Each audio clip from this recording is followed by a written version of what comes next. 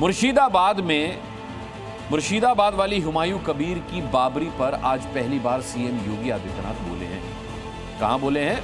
बाराबंकी में बोले। बाराबंकी से हुमायूं कबीर को मैसेज दिया है योगी आदित्यनाथ ने कि बाबरी पुनर्निर्माण की जिद बेकार है, ये जिद छोड़ दो, ये बन नहीं पाएगी। योगी ने यह ऐलान उस वक्त किया है जब अभी से सिर्फ 12 घंटे बाद यानी कि कल से हुमायूं कबीर ने नई बाबरी के निर्माण को शुरू करने की घोषणा की है। पहले हिंदू संगठनों का मुर्शिदाबाद मार्च और अब योगी की ओपन वार्निंग। क्या होगा कल मुर्शिदाबाद में? इस वक्त पूरे देश की नजरें बस इसी पर टिकी हुई हैं।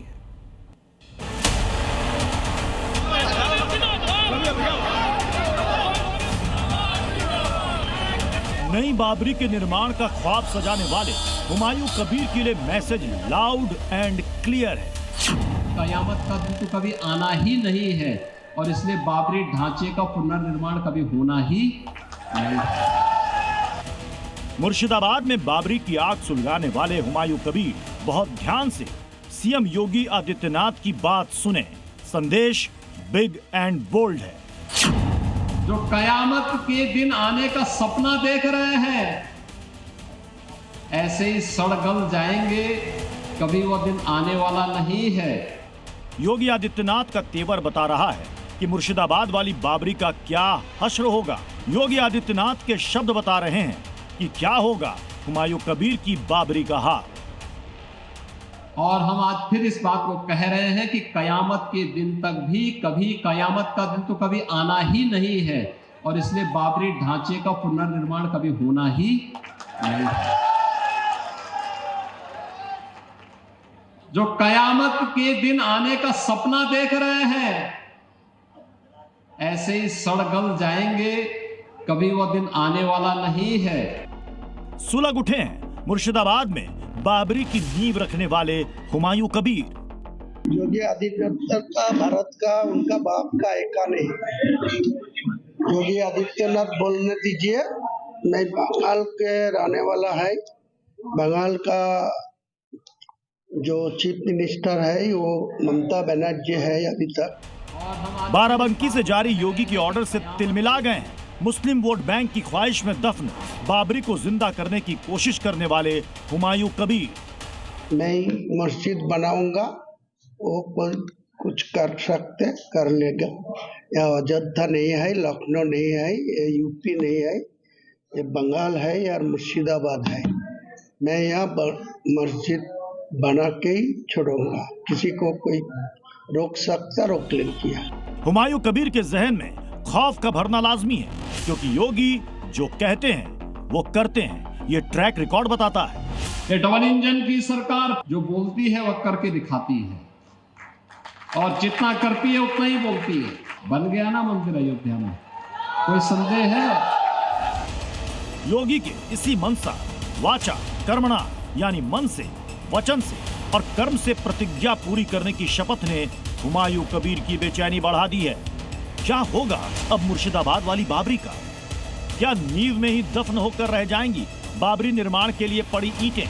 क्या राख हो जाएंगे हुमायूं कबीर की आंखों में सजे बाबरी निर्माण के सपने? क्या उठने से पहले ही जमींदोज हो जाएंगी नई बाबरी की मीनारें? क्योंकि ये योगी हैं, इतिहास गवाह है, जो कहते हैं वो करते हैं। जो कयामत के दिन आने का सपना देख रहे हैं, ऐसे ही सड़गल जाएंगे, कभी वह दिन आने वाला नहीं है। मुर्शिदाबाद में नई बाबरी के निर्माण के लिए तैयारियां शुरू हैं और इधर नई बाबरी के निर्माण को रोकने के लिए हिंदू संगठनों का जत्था कूच कर चुका है। फावड़ा हाथ में लिए विश्व हिंदू रक्षा परिषद के कार्यकर्ता बाबरी निर्माण रोकने के प्रण के साथ मुर्शिदाबाद के लिए निकले। वाराणसी से, जौनपुर से, लखनऊ से, गोरखपुर से, अयोध्या से, मथुरा से हिंदू संगठन मुर्शिदाबाद की ओर बढ़ रहे हैं। आखिर मुर्शिदाबाद में 11 फरवरी को क्या होगा? क्या बाबरी के नाम पर एक बार फिर बड़ा बवाल होगा? हुमायूं कबीर ने ऐलान किया है कि 11 फरवरी को सुबह 10 बजे 5000 मुसलमान कुरान पढ़ेंगे और इसके बाद नई बाबरी का निर्माण शुरू हो जाएगा। लखनऊ में लगे पोस्टर हुमायूं हम आएंगे, बाबरी फिर गिराएंगे। ये होर्डिंग्स लगने के बाद भी हुमायूं ने ऐलान दोहराया था। मेरा उम्मीद है 2 से 3 साल तक ये पूरा मस्जिद कंप्लीट हो जाएगी। हिंदू संगठनों की सोच स्पष्ट है, दिक्कत मस्जिद से नहीं, दिक्कत नाम बाबरी से है। बाबरी चूंकि आक्रमणकारी था, देश विरोधी काम करता था, उसके नाम से जो मस्जिद बनाई जाएगी उसका भी हिंदू रक्षा परिषद विरोध करता है और करता रहेगा। दूसरी चीजें मैं बताना चाहूंगा, अगर बनाना ही है तो आप अब्दुल कलाम का बनाइए। जहां नई बाबरी निर्माण का दावा किया जा रहा है, वहां पंडाल लग चुका है, खुदाई का काम भी शुरू हो चुका है, बकायदा नई बाबरी की तस्वीर भी जारी कर दी गई है और हिंदू संगठनों का मुकाबला करने के लिए अब मुर्शिदाबाद और बंगाल के मुसलमानों को एकजुट करने की बात हो रही है। ये मस्जिद को कोई ला सकते नहीं, कोई रुकने आएगी तो उनको साथ मुकाबला करने के लिए सारा मुर्शिदाबाद का मुस्लिम तैयार हो। हुमायूं कबीर ने बाबरी को देश में हिंदू मुसलमानों के बीच विवाद का नया एपिसेंटर बना दिया है। अयोध्या में विवादित ढांचा गिरने के बाद देश को यकीन हो चला था कि मंदिर मस्जिद के मुद्दे सांप्रदायिक सौहार्द नहीं बिगाड़ेंगे, लेकिन हुमायूं कबीर ने सियासी स्वार्थ में बाबरी का विद्वेष वाला राग ऐसा छेड़ा है जिसका अंजाम डराने वाला हो सकता है, इसलिए आगाह कर रहे हैं। कायदे से रहोगे तो फायदे में रहोगे। ब्यूरो रिपोर्ट, जी मीडिया।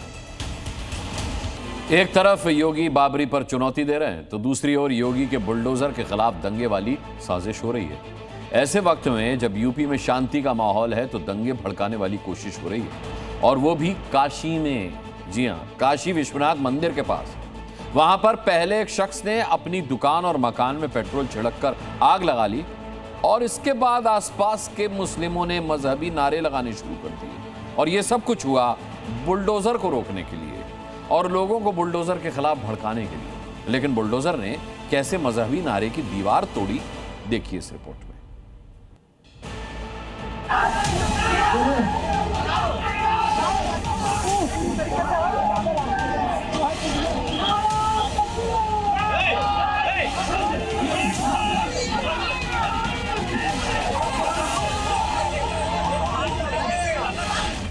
सारा पैटर्न वही है जिस पैटर्न का इस्तेमाल किसी दंगे को भड़काने में किया जाता है। बस दिन जुमे का नहीं था, लेकिन मोहल्ला भाईजान का था, और सबसे बड़ी बात ये, सब कुछ हो रहा था हिंदुओं के सबसे पवित्र धार्मिक मंदिर के बिल्कुल करीब।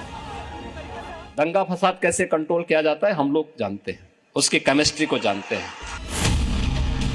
जैसा कि योगी आदित्यनाथ कह चुके हैं कि दंगा फसाद को कैसे कंट्रोल किया जाता है, ठीक वही केमिस्ट्री अप्लाई कर योगी फोर्स ने काशी में दंगे वाली साजिश पर ब्रेक लगा दी। काशी में दंगे वाली साजिश थी। सोमवार के दिन काशी विश्वनाथ मंदिर में श्रद्धालुओं की भारी भीड़ रहती है और महाशिवरात्रि भी नजदीक है, इसलिए श्रद्धालुओं की संख्या और ज्यादा थी। काशी विश्वनाथ मंदिर से सिर्फ 200 मीटर दूर दंगा भड़काने की तैयारी हो रही थी, और ये जगह है दाल मंडी। दाल मंडी में हो रहे बुलडोजर एक्शन को रोकने के लिए एक शख्स ने अपने मकान और दुकान पर आग लगा दी। आग लगाने के बाद जब आग कुछ शांत हुई तो आग लगाने वाला शख्स खिड़की से ही वहां खड़े लोगों को उकसाने लगा, और नीचे खड़े लोग भी जोर जोर से चिल्लाने लगे। इस आगजनी का मकसद था लोगों को उकसाना, लेकिन यहाँ योगी फोर्स की जबरदस्त तैनाती ने उनकी आग पर पानी फेर दिया। कुछ देर बाद दाल मंडी की गलियों में भीड़ अल्लाहू अकबर का नारा लगाने लगी। बुलडोजर एक्शन के खिलाफ इस मजहबी नारे का मकसद था लोगों को उकसाना, लेकिन उसी भीड़ में कुछ लोगों ने उकसावे वाली कोशिशों पर पानी फेर दिया और नारे लगाने वालों को शांत करवाया।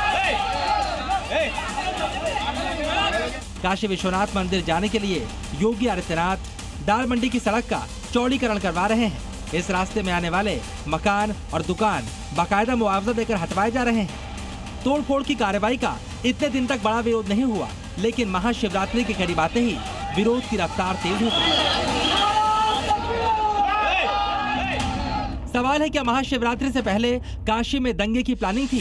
क्या दाल मंडी के नाम पर काशी में दंगा भड़काना था?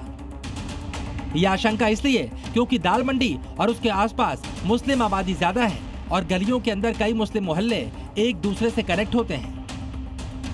ऐसे जिहादी मानसिकता के लोगों के ऊपर जो है राष्ट्रद्रोह के तहत मुकदमा पंजीकृत होना चाहिए। अल्लाह अकबर के नाम पर तुम क्या इस प्रकार की अराजकता फैलाओगे? धार्मिक नाराओं दे करके जो है लोगों के अंदर इस प्रकार की वैमनस्यता, नफरत फैलाने वाले लोगों के ऊपर कठोरतम कार्रवाई होनी चाहिए। सरकार को सख्त एक्शन अपनाना चाहिए। ये लोग दंगा भड़काने का प्रयास करते हैं। ऐसे लोगों पर जब तक कठोर कार्रवाई नहीं होगी तब तक ये लोग मानेंगे नहीं। आग, मजहबी नारे और विरोध भी दाल मंडी में बुलडोजर को रोक नहीं पाए। प्रशासन का बुलडोजर एक्शन जारी है। अब तो पूरे इलाके की मॉनिटरिंग ड्रोन से की जा रही है ताकि कहीं कोई छत से साजिश को अंजाम न दे सके। अपने भवन को खाली कर ले, आग ध्वस्तीकरण किया जाएगा। आज भी सुरक्षा को लेकर हाई अलर्ट पूरे दालमंडी इलाके में घोषित किया गया है। पुलिस अधिकारियों का कहना है कि सुरक्षा के लिहाज से पूरे दालमंडी को सीसीटीवी कैमरों और ड्रोन कैमरों से निगरानी की जाएगी। इसके साथ ही पैरामिलिट्री फोर्सेस, पीएससी के जवान और कई थानों के पुलिस के जवानों की तैनाती यहां पर की गई है। आप देखिए कि लगातार दालमंडी के इलाके में कई मकानों को जमींदोज करने का सिलसिला अब भी जारी है।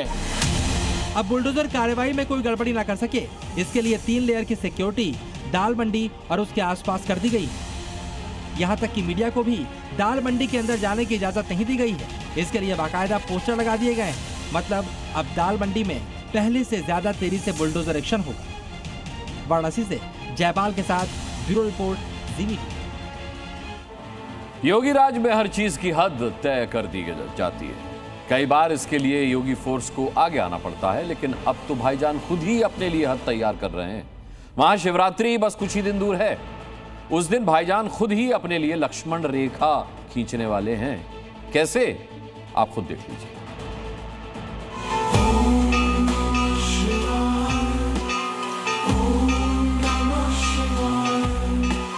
उस दिन हम अपना रेस्टोरेंट तो ओपन करेंगे, बट जो है हम नॉन वेज नहीं बेचेंगे, सिर्फ वेज बेचेंगे।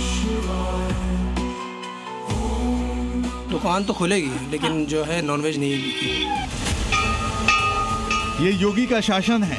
यहाँ अब हिंदू खुलकर पर्व और त्योहार मनाते हैं, बिना रोक टोक के मनाते हैं। और अब तो भाईजान भी हिंदुओं को उनका पर्व मनाने में सहयोग कर रहे हैं। महाशिवरात्रि का पर्व 15 फरवरी को है और उस दिन सनातनी शुद्धता और शुचिता के साथ मंदिर में जाकर महादेव का दर्शन कर सकें, इसके लिए लखनऊ के मुसलमानों ने अपनी तरफ से एक बड़ी पहल की है। लखनऊ के भाईजान महाशिवरात्रि पर नहीं खोलेंगे नॉनवेज की दुकान। ये है पुराने लखनऊ का इलाका। यहाँ नॉनवेज की मशहूर दुकानें हैं। महाशिवरात्रि को लेकर लखनऊ प्रशासन की ओर से कोई निर्देश जारी होता, उससे पहले भाईजान ने खुद ही ऐलान कर दिया।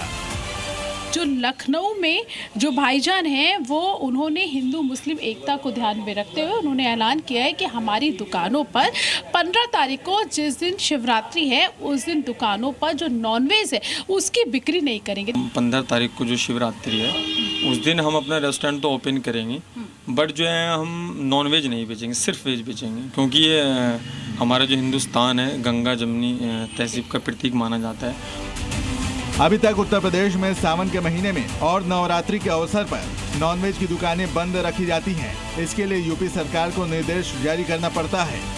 कई बार नॉनवेज की दुकान बंद करने का मुस्लिम दुकानदारों ने विरोध जताया, लेकिन ये पहली बार है जब महाशिवरात्रि पर खुद से ही नॉनवेज दुकानें बंद रखने का फैसला किया है। 365 डेज अगर आपकी शॉप ओपन हो रही है और एक दिन के लिए अगर आप जो है भाईचारा या जो भी आप कह सकते हैं किसी के रिस्पेक्ट में अगर आप जो है उसको बंद कर रहे हैं तो डजंट मैटर। मुझे नहीं लगता कि इस पे कोई इशू या पॉलिटिकल इशू होना चाहिए। एक तरफ यूपी है जहां मियां भाई खुद से ही महाशिवरात्रि पर नॉनवेज की दुकान बंद रखने का ऐलान कर रहे हैं, तो दूसरी ओर दिल्ली में शिव भक्तों को सरकार से गुहार लगानी पड़ रही है। दिल्ली सरकार को चिट्ठी लिखनी पड़ रही है और चिट्ठी लिखने वाले कोई और नहीं बल्कि बीजेपी के विधायक हैं, और वो भी दो विधायक जिन्होंने सीएम रेखा गुप्ता से गुहार लगाई है। तो मैंने अभी मुख्यमंत्री जी को एक पत्र लिखा है और मेल भी करा है, और एक मैंने एमसीटी आयुक्त को मेल किया है और लेटर भी दूंगा। मैंने ये कहा है कि 15 तारीख को जितने भी मांस की दुकानें हैं जो मंदिरों के आसपास खुली रहती हैं वो बंद रहनी चाहिए, क्योंकि ये पवित्र हिंदुओं का पवित्र त्यौहार है और कहीं ना कहीं दिल्ली में आज सनातन की सरकार है तो हमारी जवाबदेही ज़्यादा है। ये माननीय मुख्यमंत्री जी से आग्रह है, निवेदन मैंने उनको दिया है कि उस दिन सभी कच्चे मांस मीट की ये दुकानों को प्रतिबंध बिल्कुल बंद किया जाए। उस दिन इस तरीके का ना जाए, क्योंकि सभी लोग सुबह से ही जल चढ़ाने से लेकर पूजा अर्चना करने का दिन होता है। हिंदुओं की मांग है कि महाशिवरात्रि पर मीट की दुकान बंद होनी चाहिए, क्योंकि हिंदू इस जलाभिषेक के लिए मंदिर जाते हैं और मंदिर के रास्ते में नॉनवेज दुकान से शुचिता भंग होती है। इस मांग पर दिल्ली के भाईजान ने रमजान और शराब वाला लॉजिक देकर मामला उलझाने की कोशिश की है। महाशिवरात्रि वाले दिन सारी दुकानें, नॉनवेज की दुकानें बंद रहे, ताकि हम शुद्ध तरीके से अपना त्योहार मना सकें, हमारी नज़र इन इतनी गंदी चीज़ों पे ना जाए। हमारे हिंदुओं का बहुत ही पवित्र त्यौहार है और भगवान शिव, देवों के देव महादेव जो है बहुत ही सब श्रद्धा से पूछते हैं, तो ये बहुत ही अच्छा निर्णय है। 18 तारीख से पहला रमजान है, शराब की दुकानें बंद कर दो, मीट की दुकानें हम बंद कर देंगे। क्या दिक्कत है इसके अंदर कोई दिक्कत थोड़ी है। अगर हम उस दिन बंद कर देते तो रमजान वाले दिन हमारे भी रमजान आ रहा है 18 तारीख को, तो हमें भी यही है, सेम मिलजुल के त्यौहार बना लो, वो ज़्यादा बेटर है। दिल्ली में हर बार सनातनी पर्व और त्योहार में नॉनवेज दुकान को बंद करने के लिए सरकार से मांग करनी पड़ती है। वहीं यूपी में अब तो खुद से ही बंद होने लगी है। लखनऊ से प्रीति श्रीवास्तव के साथ दिल्ली से राहुल मिश्रा, जी मीडिया। सरकारी जमीन या फिर सड़क के आसपास अवैध मजार, मस्जिद तो आपने कई देखी होंगी, लेकिन आज हम आपको मध्य प्रदेश के एक ऐतिहासिक किले में भाईजान का अवैध कब्जा दिखाने जा रहे हैं। हिंदुओं के किले में मस्जिद मजार वाली साजिश के साथ साथ मुस्लिम बस्ती के भी सबूत दिखाएंगे। अब सवाल यह है कि ASI यानी कि आर्कियोलॉजिकल सर्वे ऑफ इंडिया की धरोहर में मजार, मस्जिद और मुस्लिम बस्ती आखिर बन कैसे गई? आखिर किले में मियां भाई के अवैध अतिक्रमण पर बुलडोजर कब चलेगा?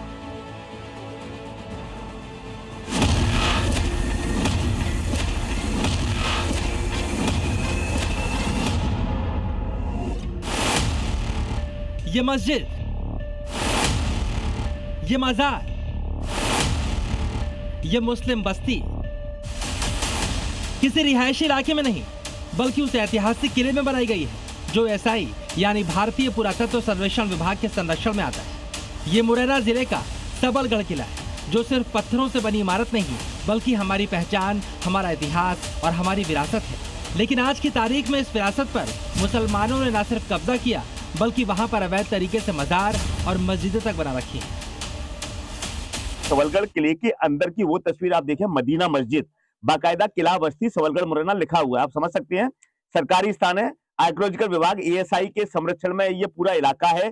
बावजूद इसके खुलेआम यहाँ किस तरीके से अतिक्रमण किया जा रहा है, मस्जिदें बनाई जा रही हैं, मदरसे बनाए जा रहे हैं, जगह जगह मजारें बनाई जा रही है। निश्चित तौर पर कई बड़े सवाल जरूर खड़े करता है कि आखिरकार किसके इशारे पर सरकारी जमीन पर ASI की नाक के नीचे ये अतिक्रमण है वो किया जा रहा है। आप ये जानकर हैरान रह जाएंगे कि ASI संरक्षित स्मारकों के 100 मीटर के दायरे में किसी भी तरह का निर्माण पूरी तरह प्रतिबंधित है। लेकिन मुरैना के सबलगढ़ किले की जमीनी हकीकत क्या है? ये तस्वीरें इसका सबूत है। कहीं हरी पीली चादर चढ़ाकर मजार बनाई गई है, तो कहीं भाईजान ने किले के भीतर मस्जिद बना दी है, और तो और किले में अवैध रूप से मुस्लिम बस्ती भी मौजूद है। यहाँ पे विचित्र समुदाय द्वारा यहाँ पे पूरा उसमें लेकर के प्लॉटिंग कट रहे हैं, बाहर से लोग बाग आ रहे हैं। यहाँ पर बुरी तरह मतलब जैसे मस्जिदों में बुरी अलग अलग तरह के हथियार डले हुए हैं, और अतिक्रमण की तो ये है कि यहाँ पे बाहर से बुला करके यहाँ पे ही बताया जा रहा है। किले में अवैध रूप से बनी मस्जिद, मजार और मुस्लिम बस्ती को देखकर हम भी सन्न थे।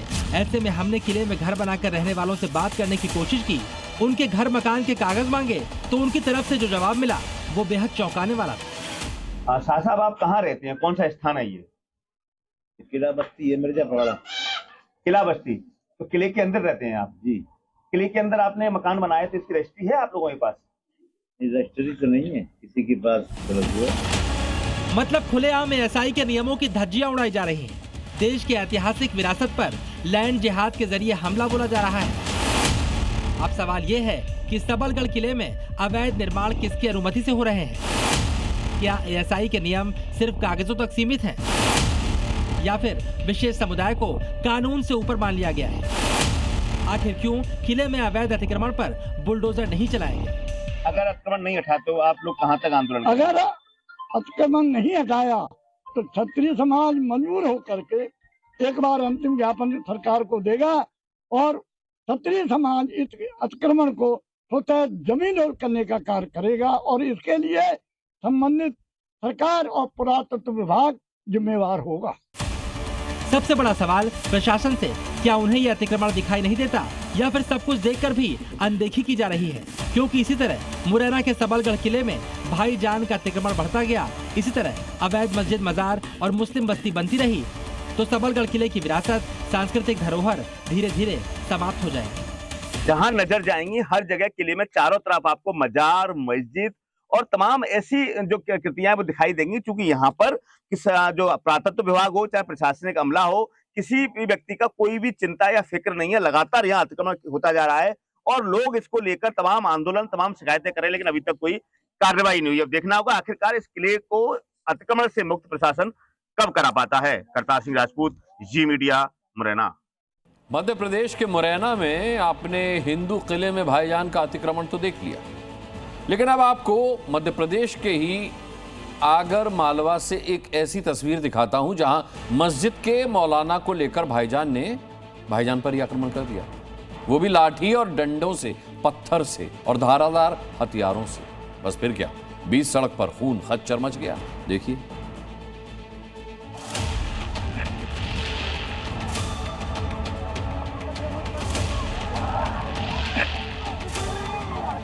ताबड़तोड़ पत्थरबाजी, लाठी डंडों से हमला और धारदार हथियार से प्रहार। दिन दहाड़े बीच सड़क पर यह बवाल, चीख पुकार, खून खराबा। एक मस्जिद और उसके मौलाना को लेकर छिड़ा है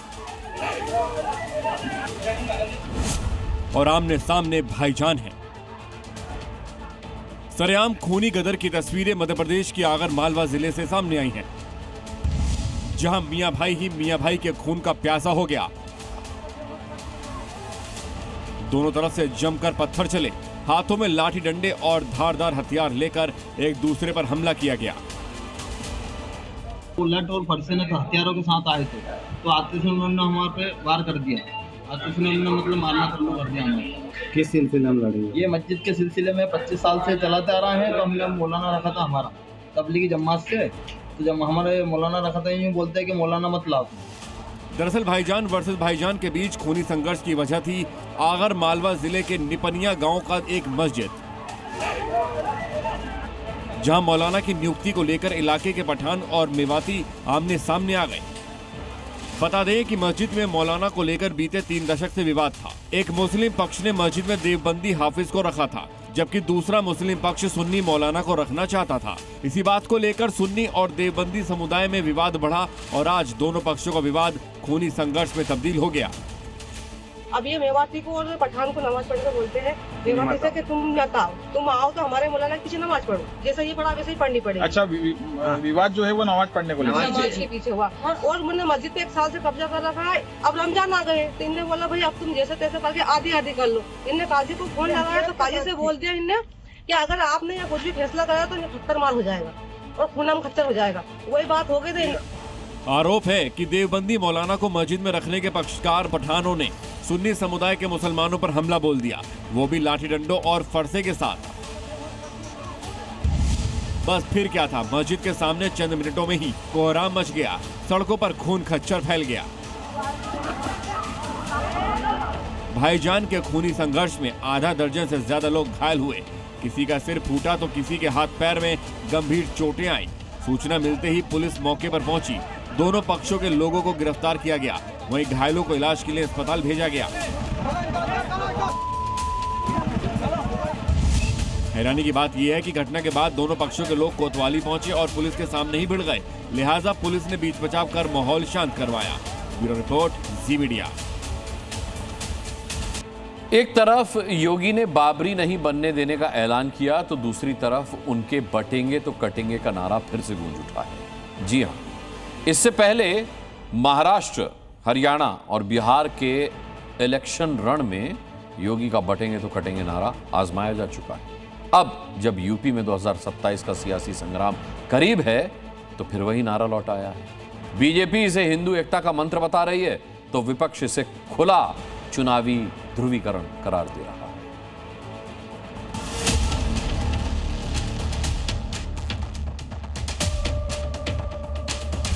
जो बांटने वाले लोग हैं ना, इन लोगों से सावधान रहना।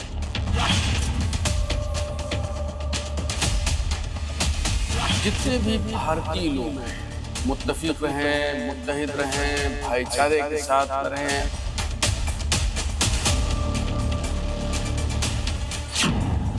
बचेंगे तो कटेंगे रिटर्न, एकता का योगी मंत्र।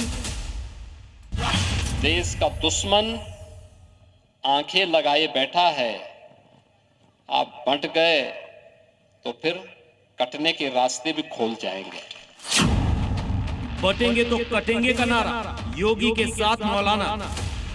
भारतीय लोग हैं, वो लोग जो है मुत्तफिक रहें, मुत्तहिद रहें, भाईचारे के साथ में रहें, आपस में प्यार मोहब्बत के साथ में रहें। यूपी में 2027 का सियासी बिगुल बजने से पहले ही योगी का बटेंगे तो कटेंगे वाला बयान एक बार फिर गूंज उठा है। यूपी के सीतापुर में एक धार्मिक कार्यक्रम के दौरान सीएम योगी आदित्यनाथ ने एक बार फिर अपना ब्रह्मास्त्र चलाया और बटेंगे तो कटेंगे का नारा दोहराया। आप बंट गए तो फिर कटने के रास्ते भी खोल जाएंगे। योगी ने यह नारा दोहराते हुए बांग्लादेश में हिंदुओं पर हो रही हिंसा का हवाला देते हुए खामोशी पर भी सवाल खड़े कर दिए। ये सब मौन है, ये मरने वाला हिंदू कौन है? ये सब दलित हिंदू है, ये दलित हिंदू है। कोई नहीं बोल रहा है, केवल कुछ हिंदू संगठनों को छोड़ दिया जाए और धर्माचार्यों को छोड़ दिया जाए, लगता है सबका मुंह बंद हो गया है, क्योंकि मरने वाला हिंदू है। हैरानी इस बात की है कि योगी के जिस बयान को विपक्ष ध्रुवीकरण बताता रहा है, उसी बयान पर मौलाना योगी के साथ खड़े नजर आ रहे हैं। मुख्यमंत्री योगी आदित्यनाथ जी कहते हैं कि बटोगे तो कटोगे। बिल्कुल बात उनकी दुरुस्त है, और वो जो कह रहे हैं वो बांग्लादेश के परिप्रेक्ष्य में कह रहे हैं। उनके कहने का पस मंजर बांग्लादेश है कि बांग्लादेश में अल्पसंख्यकों के साथ में जो जुल्म और ज्यादती हो रही है। इस वक्त दिल्ली का एक इलाका क्रोध में है, गुस्से में है। इलाके के लोग हिंदू युवक की हत्या के आरोपियों का इलाज योगी मॉडल से करने की मांग कर रहे हैं। दरअसल वीर सिंह नाम के एक शख्स की 2 मुस्लिम युवकों से मामूली कहासुनी हो गई और दोनों वीर सिंह को चाकुओं से गोद करके वीर सिंह की हत्या कर दी। इस सनसनीखेज हत्याकांड से अब सवाल उठ रहा है कि क्या दोनों मुस्लिम युवकों ने वीर सिंह को इसलिए मार डाला क्योंकि वो हिंदू थे?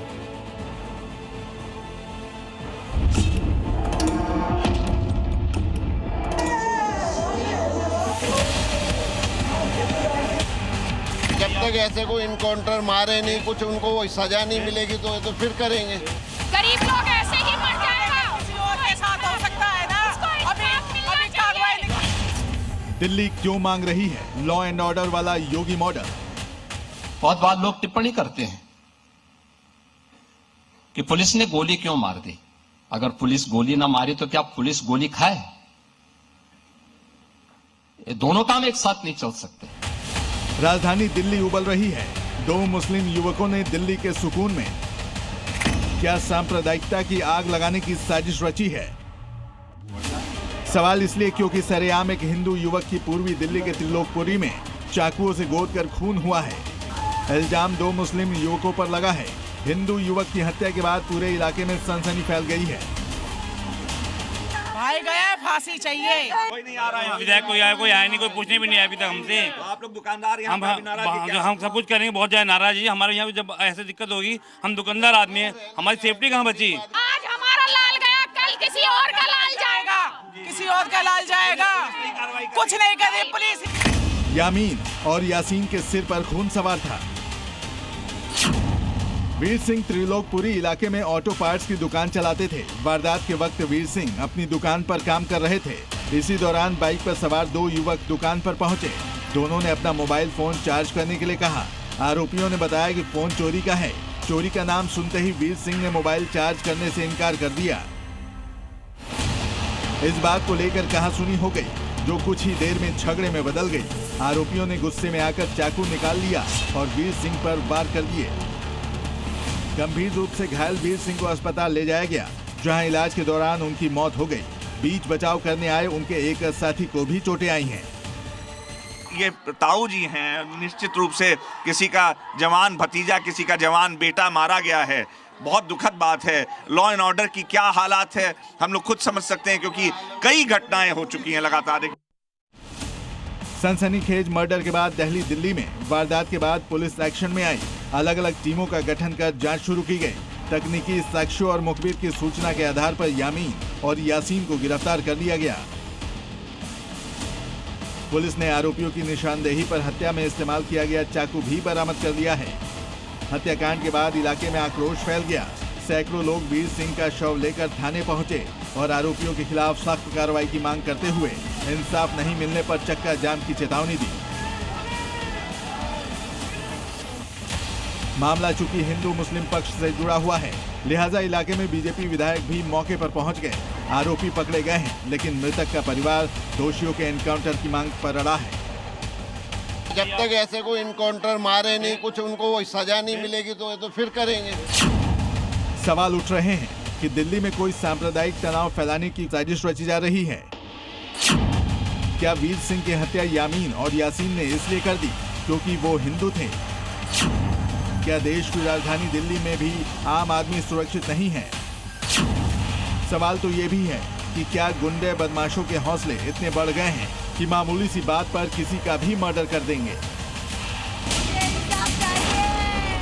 इन सवालों का जवाब दिल्ली पुलिस को तलाशना होगा। दिल्ली पुलिस के सामने बगल के राज्य यूपी में गुंडे बदमाशों से निपटने वाले योगी फोर्स का उदाहरण है,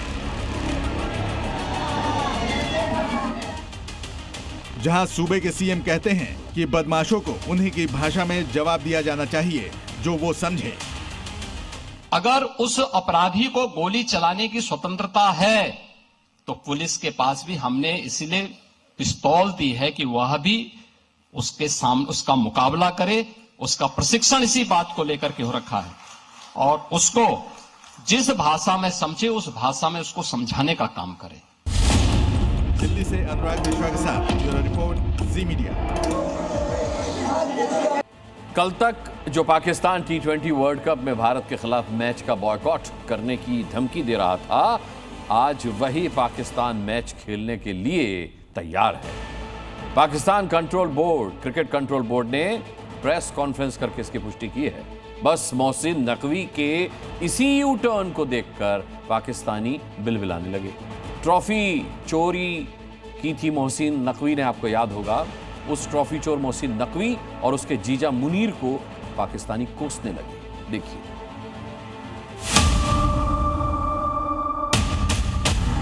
सिर झुका था, कैमरों से आंखें मिलाने की हिम्मत नहीं हो रही थी, लेकिन जब ट्रॉफी चोर से पूछा गया कि आखिर पलटी क्यों मारी, भारत के साथ मैच खेलने पर यू टर्न क्यों लिया, तो जनाब पाकिस्तान के स्वघोषित साले जी मोहसिन नकवी का खून खौल उठा और पाकिस्तानी मीडिया को धमकाने के लिए फौरन जीजा जी का नाम ले लिया।